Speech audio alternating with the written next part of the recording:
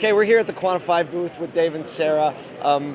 NADA has been buzzing like crazy, and one of the constant things that we hear is about retention, about getting back to basics, and the impact that that will actually have in these times that, I hate using the phrase uncertain times because, what is a certain time anymore? But the conversation about getting back to basics is loud, and it seems to be pretty substantive across that. Are you hearing similar things when your conversations at the booth?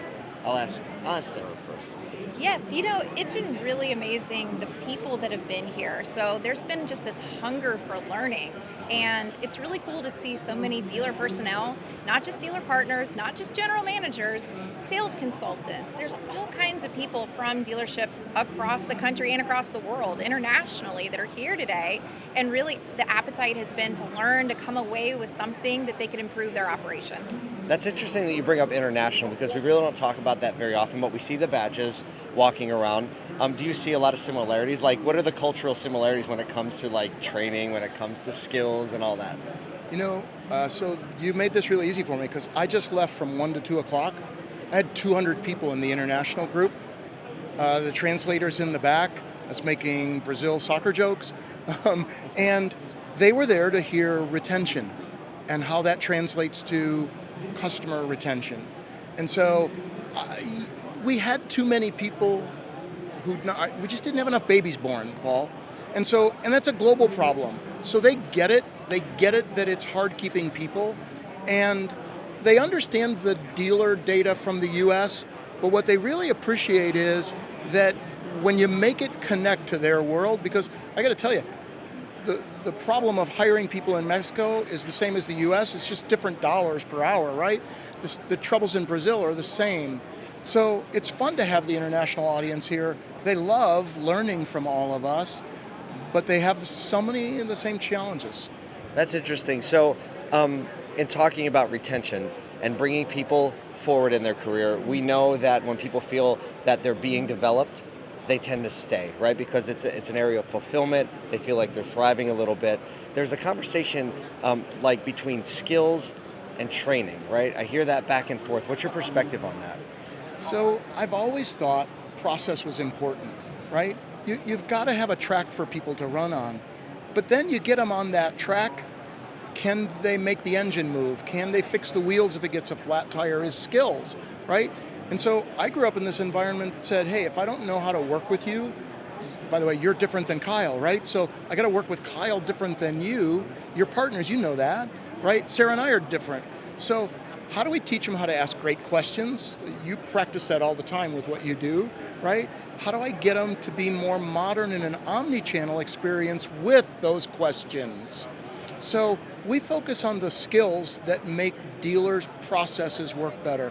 And lastly, I think us in training, we have to stop telling somebody how to sell cars in Dallas and sell in Boston and sell in California all the same way. We got to get skills and then help them with what they want for a process. Give me a practical application of what you just said. We have to stop training people in Dallas to sell cars like they're in Boston.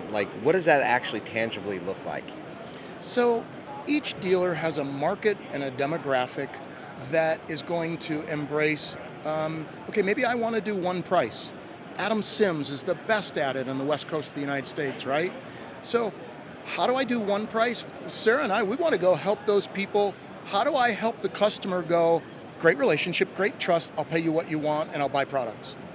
Okay, you come to Texas, let me tell you, they're still working a Foursquare in a lot of places. They're still going, I got to get better at objection handling. You got stores across America that are still going, you got to make an appointment on the first phone call or you're a failure. So how do we adapt to those different demands?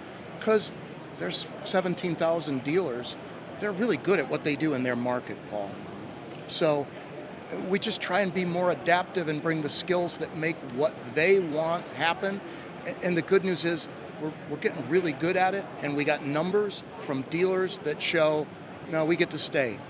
So I like how you're saying there's not a right or wrong way to sell a car, right? Because there's so many different ways, and people are so successful across the spectrum. So you're saying we need to train you in a way that will stick and that will help you do what you do best better.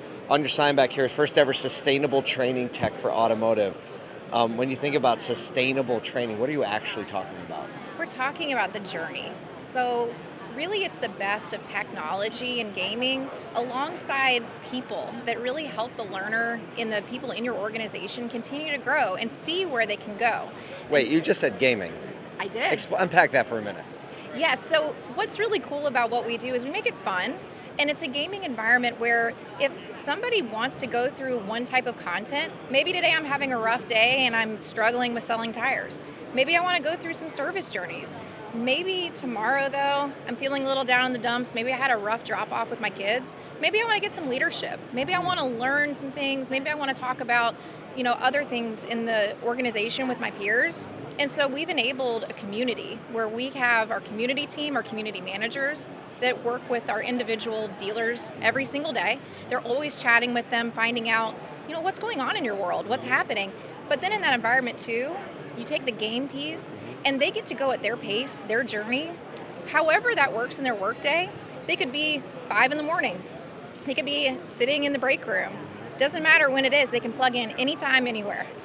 Okay, so that really just broadens my paradigm for what it is that you do, because it is interesting to think people show up for work in all different states, right? Like states of mind.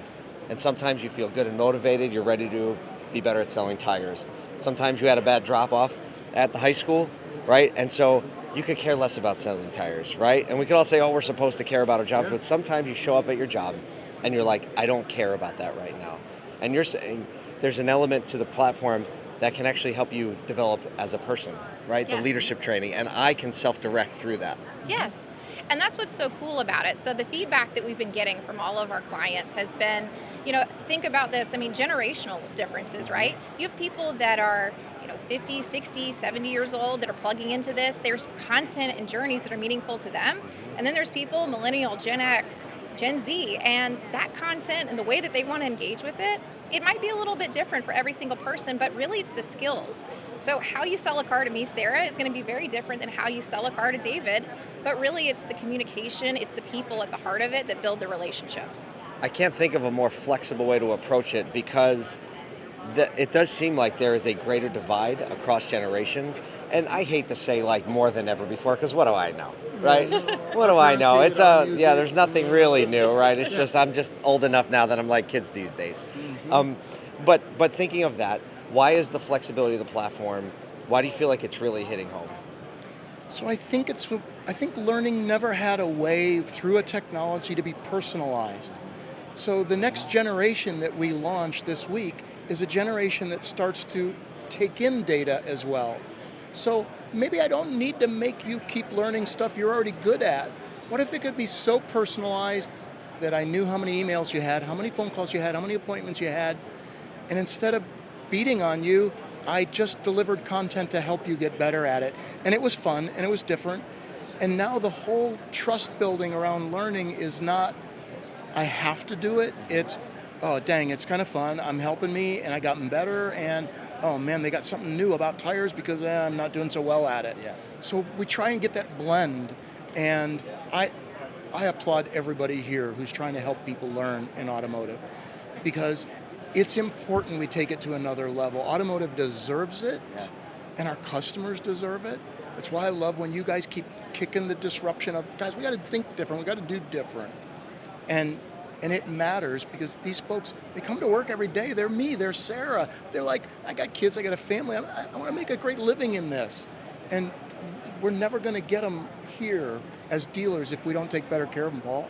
I'm just crazy on that thought. Well, I can tell you really genuinely care about that and what you're doing. Dave, Sarah, thank you so much for what you're doing in the industry, and you and the whole Quantum5 team, because moving closing the gap between the employee experience and the customer experience, I think we all agree is the way that we elevate automotive across retail. So thank you so much.